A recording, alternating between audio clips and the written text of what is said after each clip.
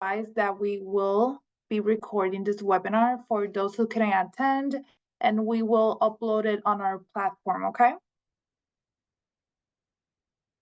So, hello officially, everyone, and welcome to our BVI webinar. We are delighted to have you here with us today. We have a fantastic session planned featuring distinguished guests who are eager to share valuable insights with you. Joining us today is Dr. Ann Peterson, our esteemed Dean of Medicine, as well as Elisandra Rodriguez, our dedicated Vice President of Student Affairs. Please remember that at the end of the presentation, we will have a Q&A session, so please feel free to note any questions you may have. Thank you so much for being here, and we hope you enjoy the session. Hello, Dr. Peterson. Hi, I'm Dr. Ann Peterson, and I'm the new dean for the School of Medicine in British Virgin Islands. Our initial class is going to be a small class, so the goal today is for you all to get a little bit to know me, as I hope to get to know all of the students who choose to come to BVI very well. I don't see the slides, but I'm going to go very quickly through a little bit of what my career has been to give you an idea of what kind of careers are possible that you could be considering, and also just to raise some questions, give you a vision for what practicing medicine could be like. If we get our slides up, what you're going to see initially is that I began my career and did a lot of pondering. Did I want to do medicine? Did I want to do something else? And really finally made the decision to go to medical school. I went to the Mayo Clinic in a very small class of 41 students, so it'll be very comparable to what we have in BVI initially. And the world was a different place at that time. And if we can see the slides, you'll see that 1 in 5 children died before the age of their 5th birthday, that there were major issues that hadn't even been addressed. In the next decade, I did work in at the very beginning of the HIV epidemic, if you can believe that. I lived in Africa and raised my children there, and really began to deal with neglected tropical diseases at that time in my career. And things are starting to get better. We started to track some of the big health issues that were happening in the world at that time. We were making progress on child survival. And as we went forward, I've done jobs like work for the Center for Disease Control, for WHO. I consulted on neglected tropical diseases like elephantiasis, and learned the pathophysiology of that disease so that we could treat it in ways that hadn't been done before. So we're very excited about some of the progress that was made. And then I had a major shift, an unexpected and major shift in my life, where I was asked to take a political post and became the state health commissioner for the Commonwealth of Virginia, and ran the state government's health programs for the entire state, with a budget of $400 million and 4,000 employees. Wow, was that a big shift from doing patient education and consulting for the CDC. And then I moved into back into global health, and was involved both in anthrax response, moved to the USAID, and began to represent the US government in international policy and endeavors. So was a political appointee appointed by the president, and worked in things like anthrax and the launch of the Global Alliance for Vaccine and Immunization. As I moved on, became more and more involved in the really hard places in the world. The world was already getting better in many developing countries, with improved child survival, improved maternal mortality. But the war zones and the disaster zones were still doing really poorly. So a lot of work in health system strengthening, which doesn't sound like very exciting stuff. But when you're rebuilding a health system in Afghanistan, where 1 in 9 women died in childbirth, it had really profound applications and results. I was involved in the Nepal earthquake, in Ebola response in Liberia and Sierra Leone. And in the middle of all of that, I was at Ponce Health Sciences University for the first time and running their global health programs. So it's been really exciting. Since then, if you'll go on. There we go. One more. Worked with both academia and then other NGOs. And AmeriCares was a disaster and development organization where we worked with more than 100 countries, had more than $1 billion a year, and staff and programs all across the world. Keep going. Then I returned to academia and really began to use my global experience. I've been in more than 90 countries and worked in more than 100 on how do we bring the kind of education that you will have available at BVI at Ponce Health Sciences University to providers in countries where they don't have access to that. So I worked with a small organization that was doing online, virtual, almost free education for global health. And the reason I bring that up here is that when you have a very, very small budget and a very, very big vision, you learn to do things in really innovative ways. So we've done a lot of AI and other innovations to expand the learning and reach. As I now go to starting the school in British Virgin Islands, and I hope to bring all of my global experience, the kinds of programs that I've run, the political connections, the networks of really great health providers that I've seen and done so much, the innovations that I learned at my last organization, to the work in and learning environment in British Virgin Islands.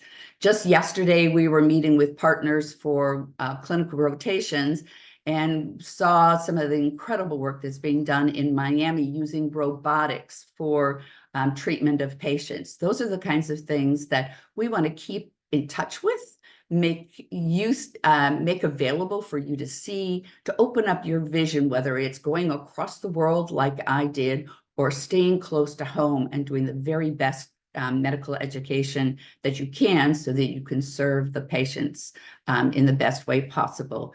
We're a small school, and you will get to know both me, my VP for operations, the faculty, and becoming a doctor's hard work. So we want to make it both fun for you, but also to realize that being a good doctor isn't just how much medicine you stuff into your brain. It's how do you use it and who you are as a person. So professional development, who you are going to become during your time in medicine and over the course of your career is also really important. So we'll have student services and faculty advisors to help walk you through all of those things. And I'm just really excited to meet all of you who will be coming. I'm happy to share more of my story. I just gave you a little glimmer, and thank you so much for joining our webinar to learn more about the British Virgin Islands and the school there. Yeah, I've done most everything. But now meet my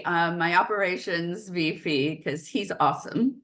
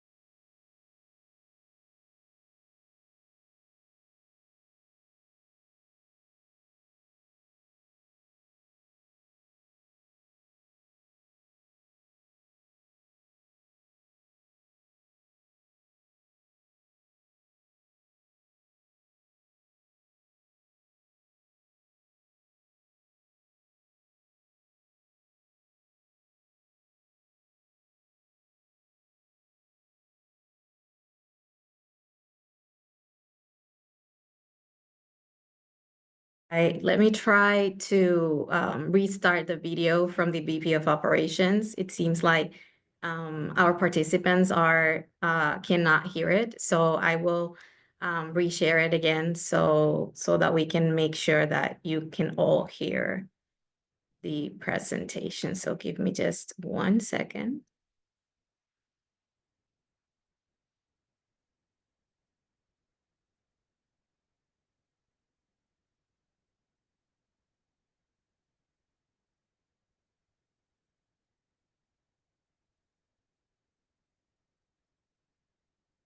Yeah, I want to truly excuse the technical problems. It seems like the system is not allowing us to share the audio. What we could do is we could share this message with you on an email, the direct link to the message. Uh, our VP of Operations, Dr. Jose Daniel Perez, he's very, very committed to this project. He is actually having meetings regarding sites for rotations right now, and that's why he's not here today with us. So I will request from all of you to excuse him, and that maybe we can move towards the next part of the presentation and talked about why PHSU. So the first thing I will request from you is to just let me know if you can actually see the presentation, because I don't want, yes, perfect. So why PHSU? And first of all, I want to introduce myself. My name is Alessandra Rodriguez. I'm the Vice President of Student Affairs for PHSU. I work with all of our schools, and also I work with all of our locations. And my work is basically to be able to provide all the support your esteemed dean will require to ensure that your student experience and the learning environment is the best that we can offer to ensure that your progress in the medical career is as expected, and that we are walking with you each step of the way. So PHSU has currently 4 locations, and we have many more in progress that we are working on. So when you're joining PHSU, you're part of a something that it's bigger than just the location that you select, but you're part of a network of resources that will be also available, including, and from my side, from student affairs, the interconnection of sharing experiences and other information with students across our locations. We have been educating healthcare professionals and healthcare leaders for nearly 50 years now. We're only focused on healthcare. So our main school, for example, in Puerto Rico, was founded in 1977. And we have programs. Our medical program was the first for the school, but we also have schools for behavioral health. We have schools for public health. We have School of Nursing, as well as a dental school. So we are partnered with some of the largest healthcare systems in the US and Puerto Rico due to our time preparing healthcare professionals. And one of the things that we do is that we provide affordable, high quality education to underrepresented groups. So our experience has been mostly with Hispanic students. However, we opened a location in St. Louis, Missouri, on the mainland in the US in 2018. So we have been working with other minorities over there. And our idea is to provide opportunities for those students who, for some reason, has been overseen or has been there's have been on an oversight of their profiles when they're applying for medical school. So our mission and vision drive us, and we have a 3-part mission, which is education, research, and community service, and that it's embedded in everything that we do.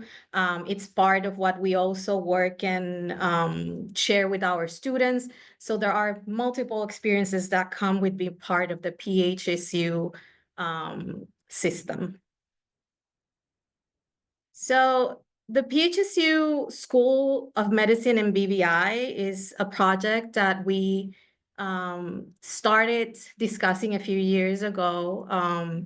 We've been working with it. We're currently have a preliminary accreditation from ACCM, and maybe in the Q&A section, Dr. Ann Peterson can talk a little bit more about the accreditation.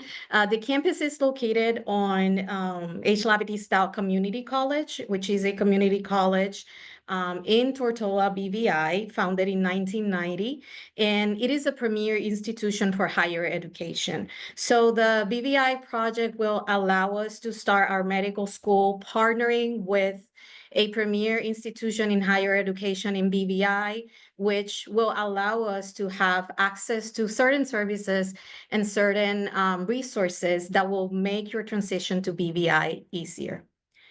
Besides that, as we were talking before, our purpose, our mission, our vision is to prepare world-class, culturally competent health sciences education professionals so that we can make an impact in the world. So our mission is to make sure that we are part of the solution to the deficiency or the need of healthcare professionals, not only in Puerto Rico and mainland, but also in the world. So this experience, studying with us in BVI, will open doors for you to be part of our mission, part of our vision, and be part of this big project that's been going on for almost 50 years now.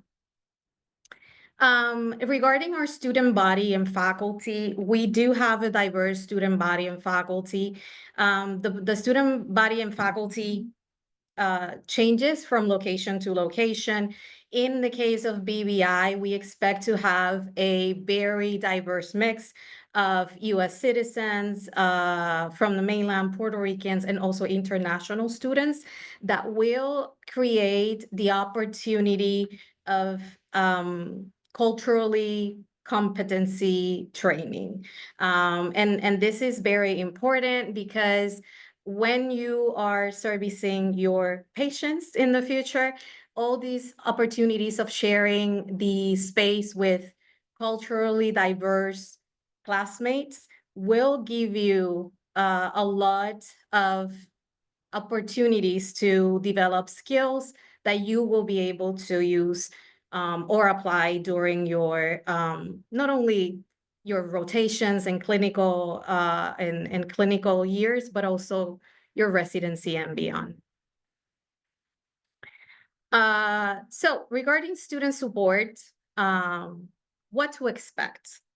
And I wanted Karen to connect here today. She's with us. Karen Ocasio is the assigned student success officer for BVI.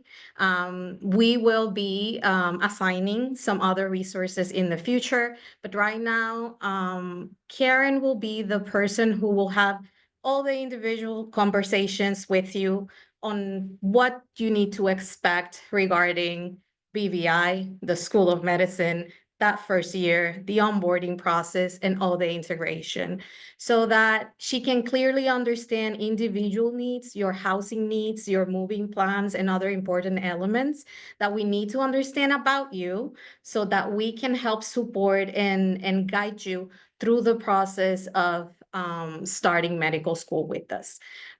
These meetings that we pretend to have are going to be on an individual basis, and our plan is to reach out to you. So Karen will be sending some emails. So please look for Karen Ocasio's emails as to have individual conversations regarding all the details of transition. We will be answering all the questions regarding housing. We will be providing specific instructions on how to start that process, as well as how to start your preparation for your first semester of classes and beyond.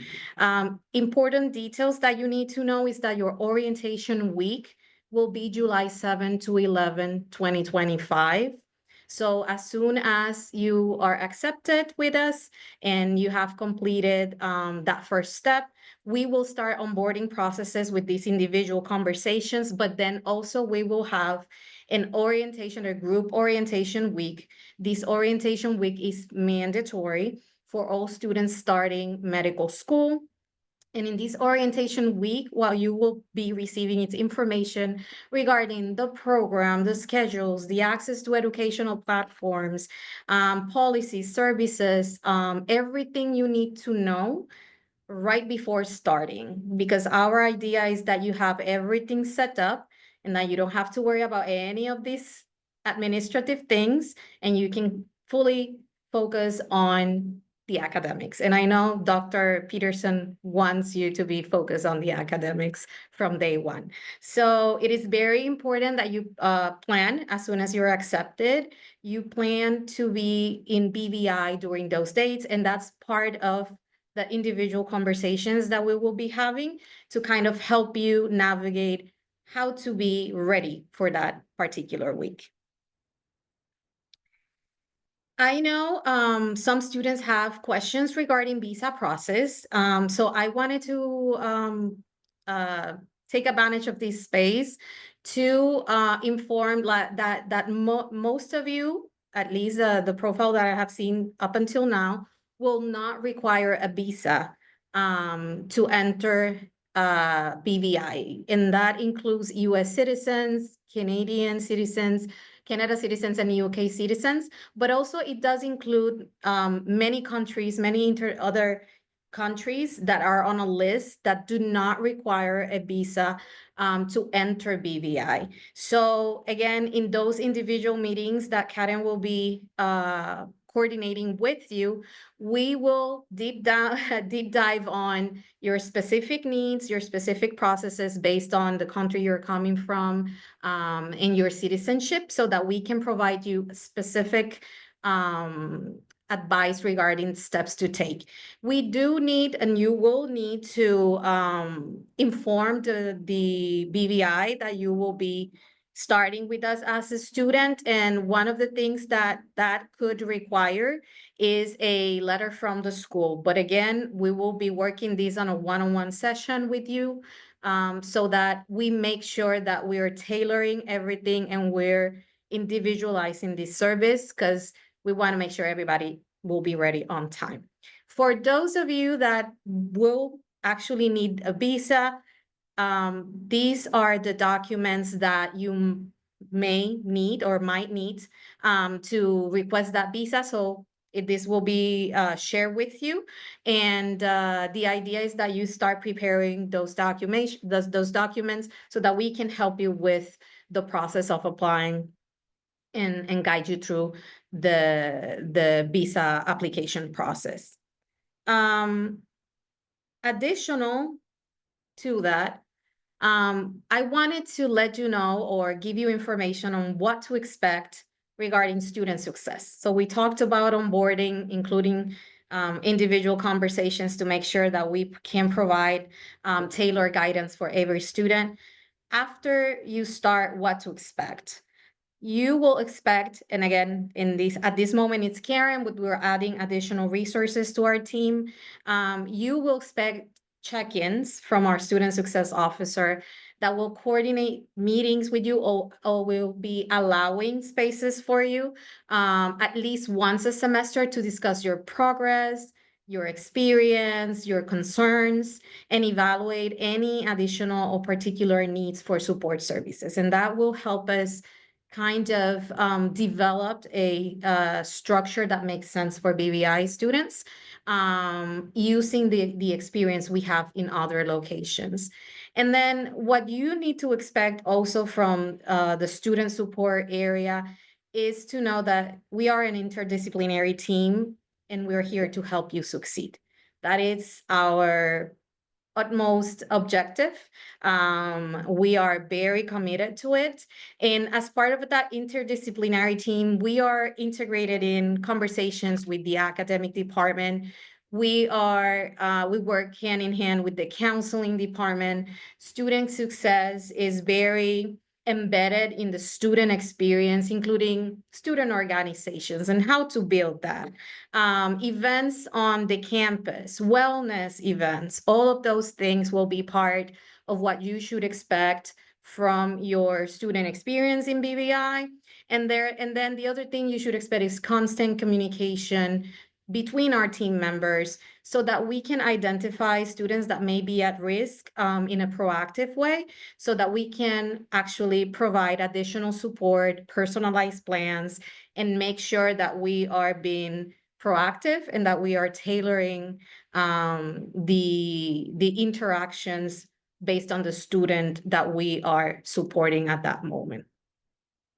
Other thing that the Student Success Division will work for BVI, it's a peer-to-peer tutoring service that will be available online the first year. But after the first year, the students from BVI that are in satisfactory academic progress will have the opportunity to become peer tutors for their younger classmates. So this is something we have done, and we have currently, it's a service that we currently provide to our students in other locations right now for medical education.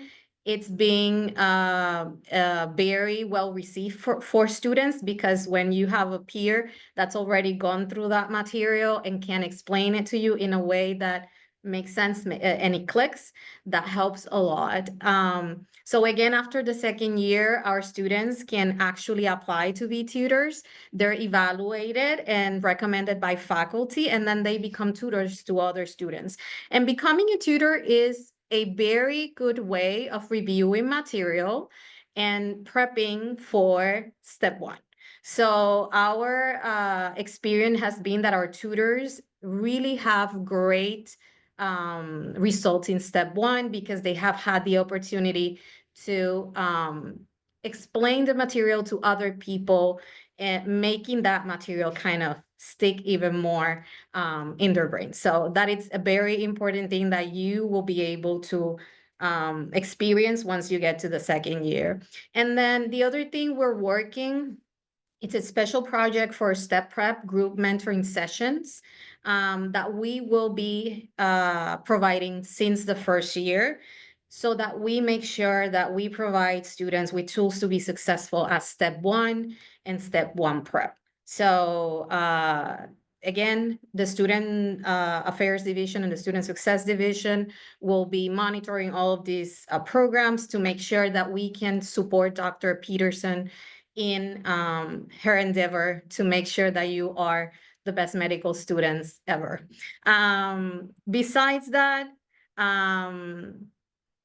it's important that you know, regarding counseling services, we will have personal and academic counseling services available to support your journey at an individual level. Life happens. So one of the things that we want is for you to know that we've got you. And that we understand that there are moments in life that it's not all academics. There are personal things that we also need to take care of. And your mental health and your wellness is of utmost important for us. So we want to make sure that you have the resources and the tools to manage and create that balance between your academic and your personal life. And we will be providing certain group interventions that will be available to support your progress, and the progress of your career, and prepare you step by step for an efficient management of that academic load that you will have.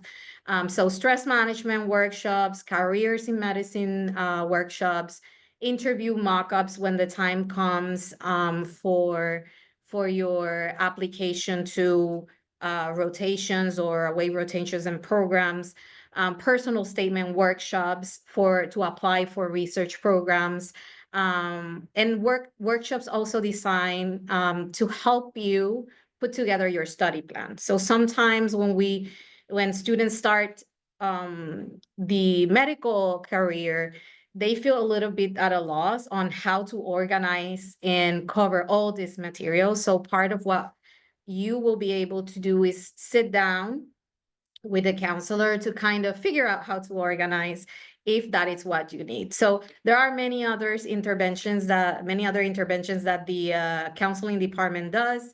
But again, we will be working on those as we go, making sure that we're tailoring this to the needs of the cohort. So that's regarding student services. I think the other part, which is the fun part, is that you get to study when other people vacation. So this will be a really great for 2 years in British Virgin Islands. You're never too far from a beautiful view.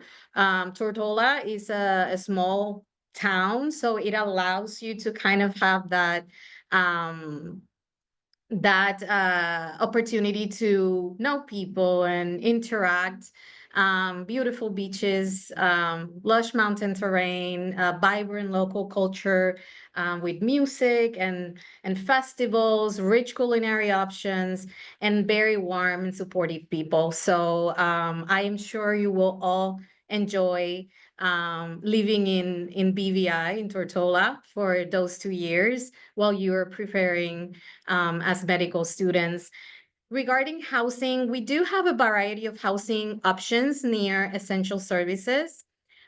We will be sharing with you very, very soon a platform that will allow you to obtain all the information regarding the fully furnished apartments and rental homes that we will have available for you.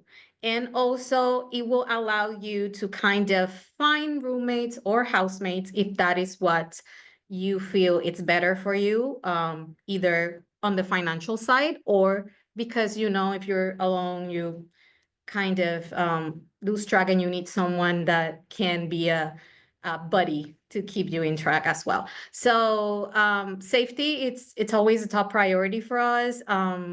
Tortola has low crime rates and a very welcoming, tight-knit community. So we're not concerned at all regarding safety. And there are regular patrols and a really strong sense of security in the area. So again, all those things are very positive and will be part of your amazing experience in the BVI. Just to know how to get there in order for you to, again, be prepared for the process. We will be having an open house soon. I know that Chantal and the admissions team will be sharing that information with all of you. There are direct flights to Tortola, to Terence B. Littleson International Airport, EIS, if you put it in any flight services application. Some airlines offer direct services from selected destinations. So most commons are Miami and Atlanta on a seasonal basis. But if you want to make it in a different way, you can also find connecting flights from San Juan, Antigua, St. Thomas, and San Martin. If any of you come from the close by islands, there is a ferry service that is very frequent from St. Thomas. So again, there are multiple ways in which you can plan your landing in BVI. And again, during those individual conversations, this will be part of it too. I know Karen is in full research mode on what the best options are for students. But once we can get those individual conversations, know where you're coming from, what your plans are, we may be able to give you a little bit more guidance on how to plan on this. I think that was basically what I wanted to share with you today regarding what you should expect from picking PHSU as your medical school. I am more than convinced that Dr. Peterson will be working hand in hand with all students to make sure that they're successful in their academic process. And she knows that she will have all the support from the student services departments just to make sure that your experience is as smooth as possible. So I know there are some important additional details to be shared. I don't know if Chantal it will take on this regarding important information that you should know. Thank you so much, Alessandra, for all that insight. I know it's pretty important for all our candidates and future students. So, in terms of admissions, we are expanding our deadline since our deadline was today, but we are extending it, and we will let you guys know when will be the new deadline, okay? So please remember to apply to BBI, you don't need to use AMCAS. You just go into our webpage and just apply there. So these are all the necessary materials. If you don't have at hand your official transcript, we can evaluate you with the student's transcript, or if you have like a copy, it's important that the 3 letters of recommendation come from a professor or a supervisor in the medical field. I don't know if the Dr. Peterson wants to add something. I would just say that we realize that we're likely to get more international students, and often international students have a different background, not the traditional American pre-medical school. So we've been both wanting to make sure we get really good students, but also a little more flexible in understanding that training can be different in different countries, in different places, and to look at those things really closely. So if you're, dedicated and interested in, medicine is the career you really want, we're going to try and find a way to help you succeed. And part of that is, getting through the initial application process. But there's a little more flexibility than might be if you were coming in another direction, because we realize and want that diverse group of students. I agree 100%, yes. Please remember that we have Q&A questions, so if you have your questions ready.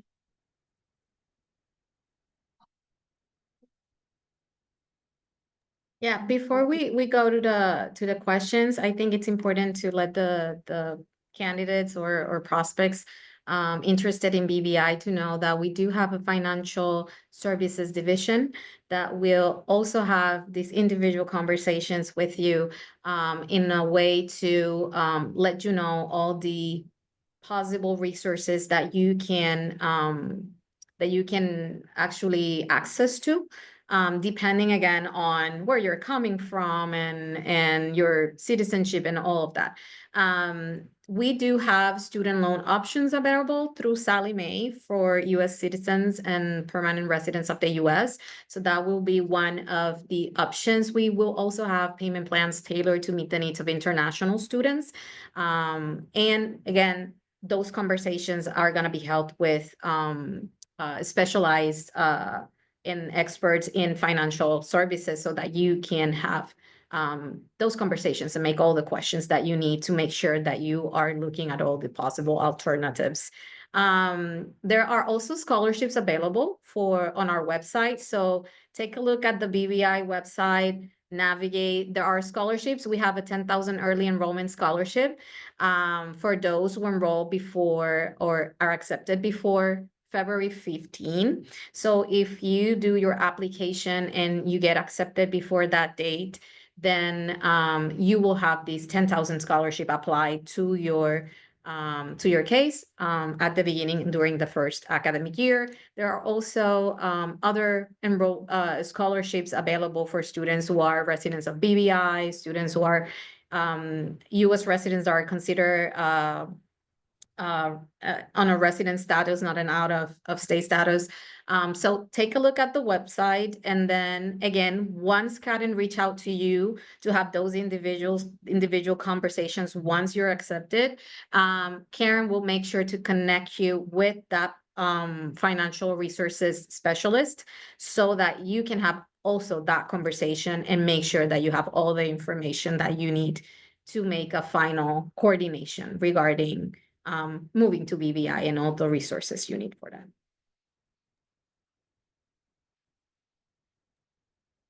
Thank you so much, Alessandra. And thank you for reminding me that that is very important. We will have our first facility tour and BVI experience held on February 5th and 6th, that's next week. And we will have another one on March 26th to 28th. And one that is not here. Oh, yes, here, the open house that is going to be held on April. I'm so excited for that. So I know, because I have been in touch with many of you, that you're not gonna be able to make it to maybe February or March. I really would like to attend to the April open house. It's gonna be amazing. You're gonna be able to see the campus and have the BVI experience entirely. I really would advise you to please be aware to our platforms that we are gonna be informing you to those dates and what are we gonna be doing and what's gonna be the agenda. Okay.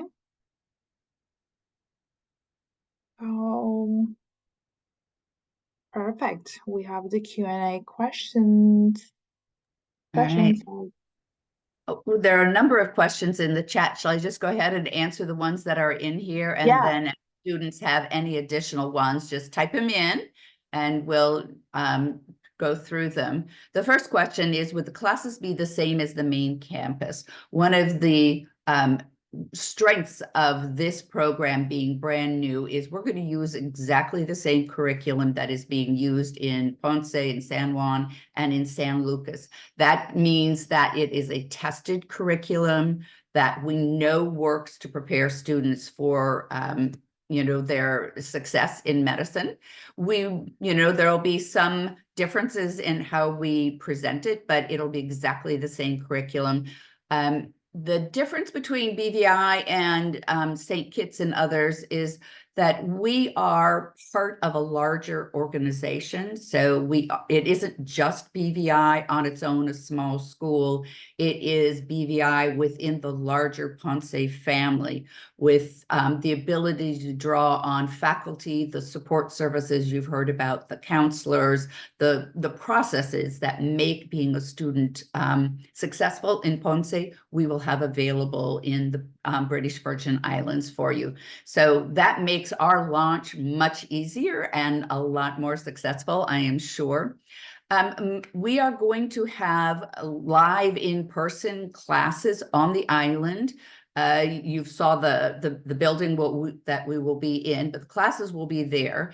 We'll have a core group of faculty who stay on island and do most of the teaching or are with you all the time. But we are going to be using also faculty from Puerto Rico, from St. Louis, and frankly, experts from many other places and other schools.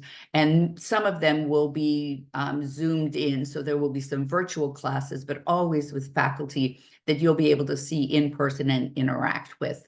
So what we hope is that you're going to get the best of both worlds. You have the core people taking care of you every day, and then you'll have amazing people that you probably won't get anywhere else, because we are going to be able to draw them in because they're excited about BVI. I'm hoping also to bring in some visiting faculty from other schools. So I think we're going to have a really awesome experience from the faculty and the leadership there. The residency matching process is always a difficult process, and that's probably the most important part of my job, is that you get a good residency because you've had great clinical clerkships in various places, and you get great clinical rotations because you are well prepared and have the relationships. So this week we've been in Florida visiting a number of partnerships and have already locked in slots for clinical rotations for the 3rd and 4th year. So as we prepare you during the 2 years of basic sciences, it will not be just that you're going to pass your USMLE and your STEP exam. We will be doing all of the things that are expected for an American medical school, an American medical training program. But it's also that you are prepared for those clinical rotations as a physician in your interaction with patients. So if we're getting the partnerships together, we're going to make sure that you have both the knowledge and the characteristics that make you a great clinician. When you do your rotations, we will have support systems there, probably a local campus close by, if most of them are either Puerto Rico or Florida, to help shepherd you. And the clinical rotations, as well as your test scores, are what get you the match for residency. It's a little harder if you're an international school. We acknowledge that, and therefore we're going to pay even more attention to make sure that you're the best candidates that those matches are looking at so that you are successful. And the match rate from Ponce overall is very good.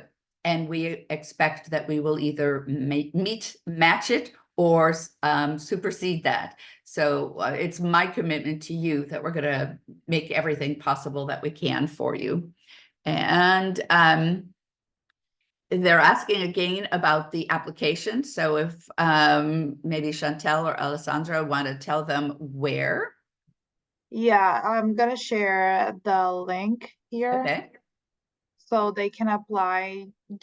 You can just type bbiphsu.edu and you can apply there because like I said, we don't take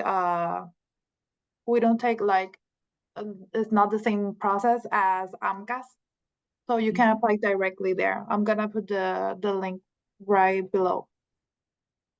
Okay, and a couple more logistics questions. We still have time this spring to bring in students for the start that is in July. So don't wait, because if you do it now and fast, you'll get that $10,000 scholarship. So definitely still time, and I'm looking for a small but really vibrant class. Do you want to answer the cost per semester and the loans? That was really covered with the financial section. Of course. So, regarding the cost per semester in BVI, the actual annual tuitions and fees cost is about $60,000 or so. So it's important that you know that's divided in 2 terms, right, in 2 semesters. However, one of the things that I will give Karen as an assignment is, as she's reaching out to you and also with Chantal, we will be sharing with you a breakdown of the cost of attendance. So to all attendings to these particular webinar, what we're gonna do is we're gonna send you the information of the cost of attendance, a link to the website where what it is, so that you can take a look at it. But it's about $60,000 a tuition or so. Regarding federal loans, the answer for BVI PHSU right now is no. As any new location, we need to follow up certain protocols in order to be able to access federal loans. And that includes having a few initial cohorts to show data for and show the US government that we do have the ratios they expect regarding balance between international students and US citizens. So for this first cohort, they won't be access to federal loans.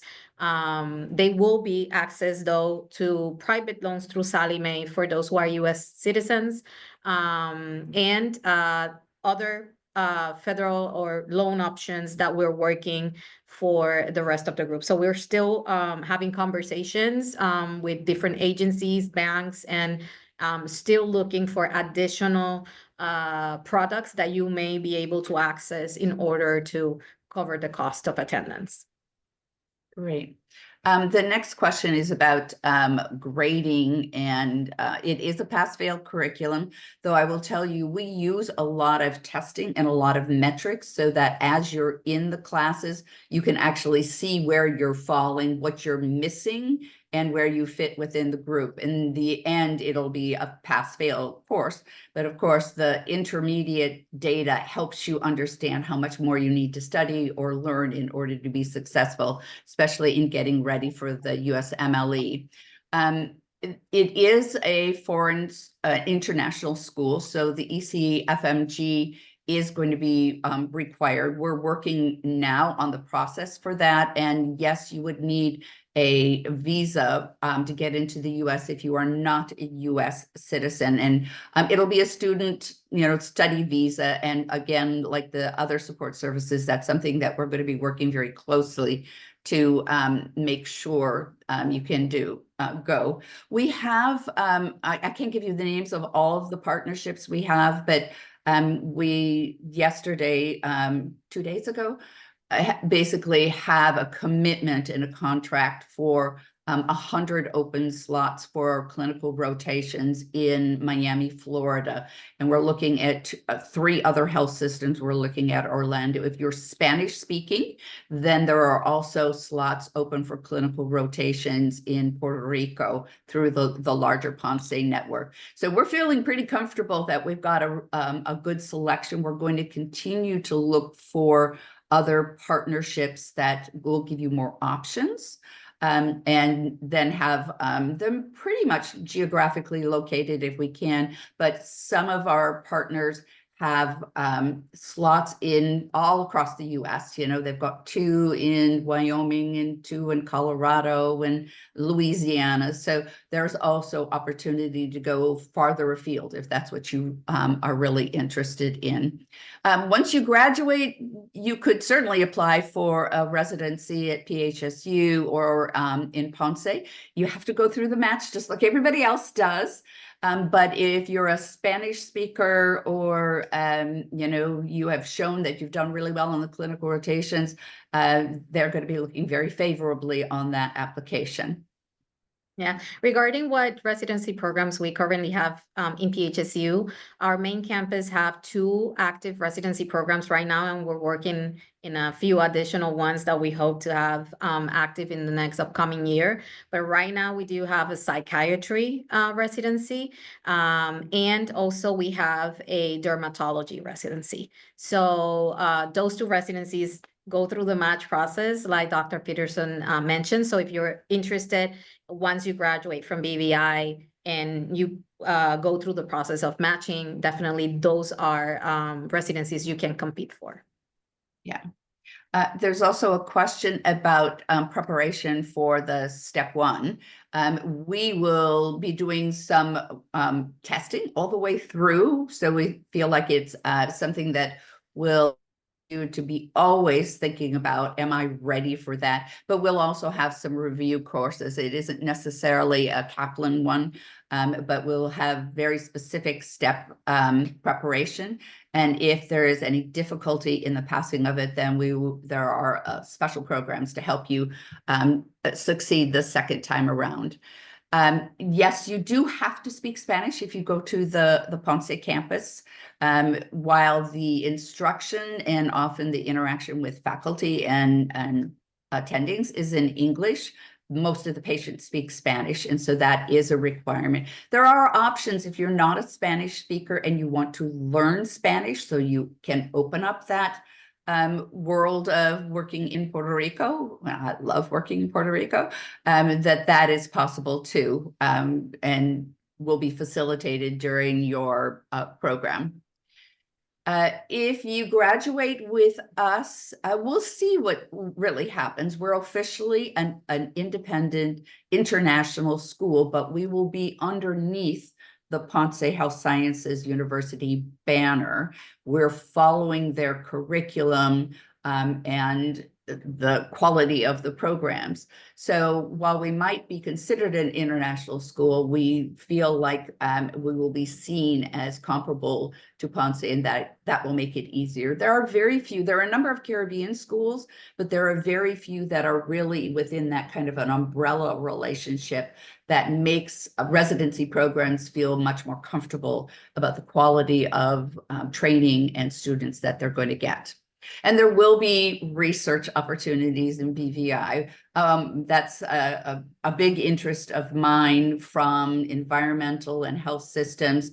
But the government has already, the lead people there have said they really want, with the School of Medicine in BVI, to enhance their own expectation and ability to do research. And the partnership with the Puerto Rico Research Institute allows some options that, again, other schools don't have. It's a very vibrant part of the Ponce campus, and we hope to be able to partner with that.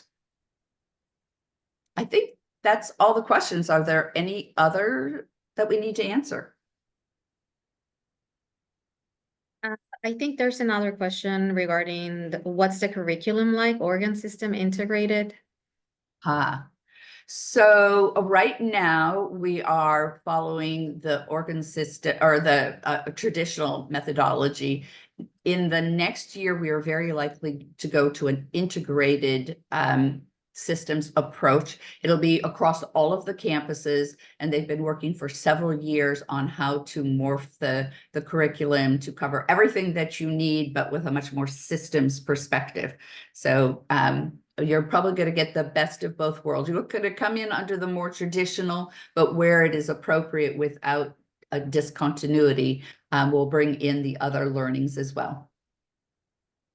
There's another question regarding, is there a way to connect with other accepted students, such as a group meet chat?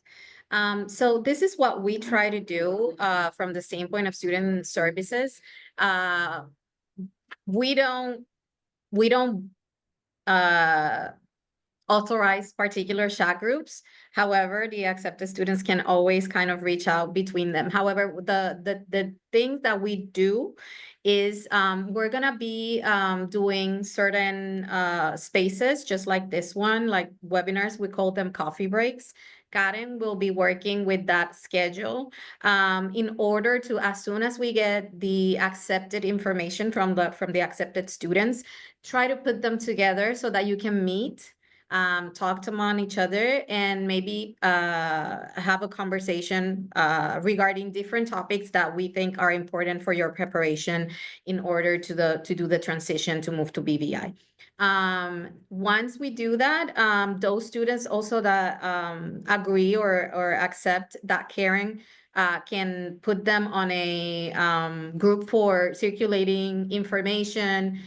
We have our Microsoft accounts. So once you're accepted, we will be working pretty actively so that you can get access to at least the Teams chat, so that will give you kind of a formal and official place to communicate. Again, however, students have the right to communicate among themselves. So once you're accepted, if you're interested in one of these coffee breaks to kind of exchange information and have a group outside of the institution purview, that it's something that students are allowed to do.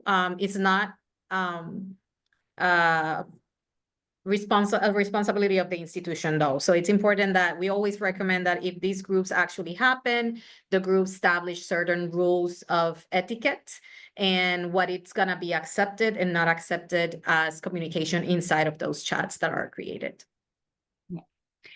There's a new question about whether we're going to be working with cadavers.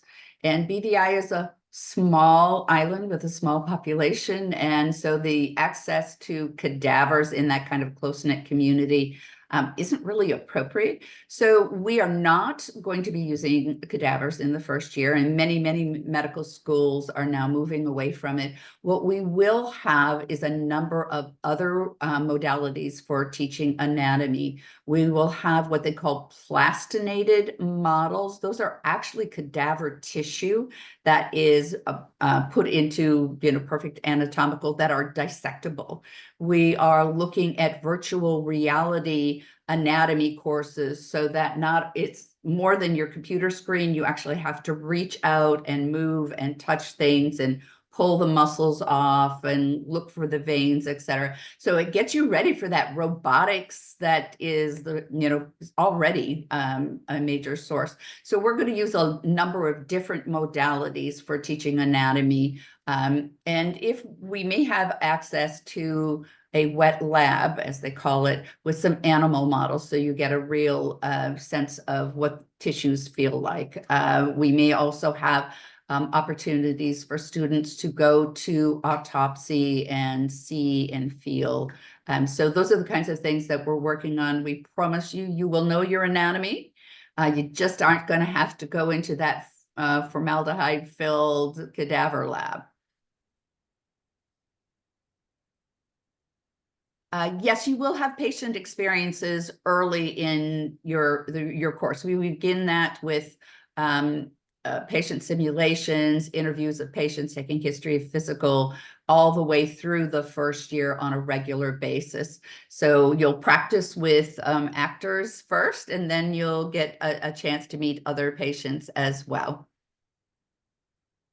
And the BVI students will certainly be eligible for US residency. That is our goal, that you will pass all of the criteria required for a US residency program, and we'll make sure you have the quality to do well in the match.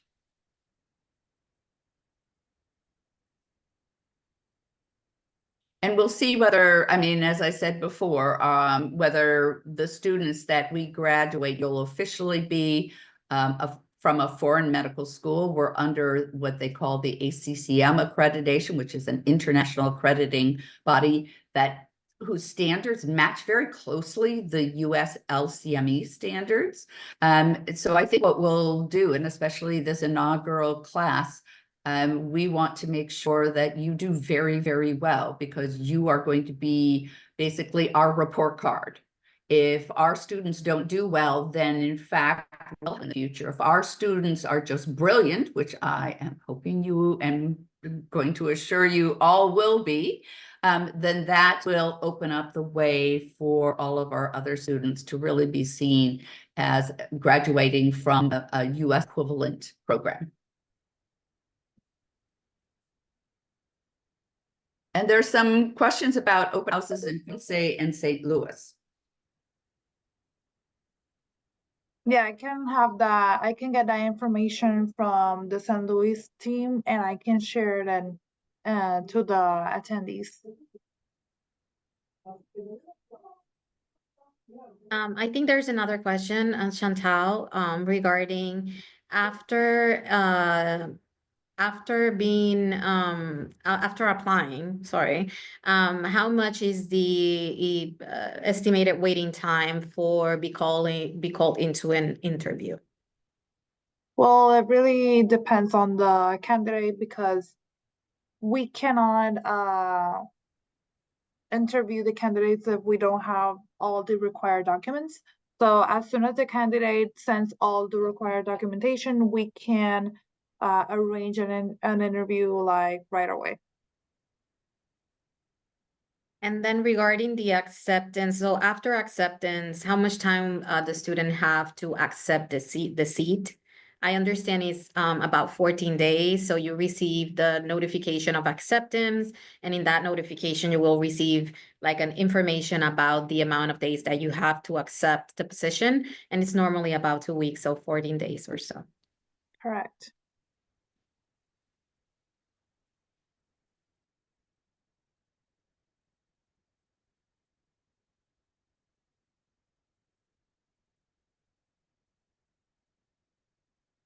I see one more again about rotation experiences on the West Coast. We're trying actually to keep more of our clinical rotations in Florida or Puerto Rico or somewhere close so that we can have a local campus that can help them with some of the curriculum requirements that have to happen alongside of clinical rotations. Certainly in your fourth year, you have much more freedom to go anywhere in the country. In my fourth year, I lived 13 different places in my fourth year of medical school, and I spent 2.5 months in Africa under the supervision of an American physician. So yes, West Coast, yes, the world will help you make it happen, because I happen to think it's a great experience. Regarding, there's a question, and I want to make sure that I understand that it says, is an ECFMDS sponsorship J1 visa required for US citizens to apply for residency in the United States? So if you're an US citizen, you don't need to apply for a J1 visa to be part of the residency. However, because we're still in, this is the inaugural class, and we need to see how the different agencies will actually catalog the PHSU BVI. We do have an international students office. Right now, I am the PDSO, but I'm kind of moving away from that work. And students receive support, orientation regarding what the requisites are to apply. Normally, and right now, our experience in PHSU is that we expedite F1 visas. So our international students in other locations, either in Puerto Rico or St. Louis, have F1 visas that are managed through the PDSO, or the principal designated student officer for immigration in the school. In this case, that's me. But again, there are designated school officers in each campus as well, to make sure that if a student needs to have a conversation, someone will be there for them. In the case of BVI, again, we'll need to see how the agency will take a look at, and if there's a need for PHSU to move towards the J1 expedition as well. Again, this will be a process that we will be in continuous communication with students. So as soon as we have final instructions for agencies, we'll be reaching out and letting you know what to do. But US citizens particularly do not need visas for residencies. Okay, thank you so much, everyone. It looks like we don't have any more questions. Okay. Well, let's wrap it up. Thank you so much for your time. Thank you, Dr. Ann Peterson. Thank you, Elisandra. Thank you, Karen, for attending. Sure, thank you so much. Yeah, I So- welcome, or I say my thanks as well. And, you know, if you have questions, just follow up with our fabulous team. Thank you so much. Remember that we will be uploading this webinar to our platform. So if you missed something, you can just rewatch it, okay? Thank you so much, everyone, for your time. Have a Bye-bye. great day.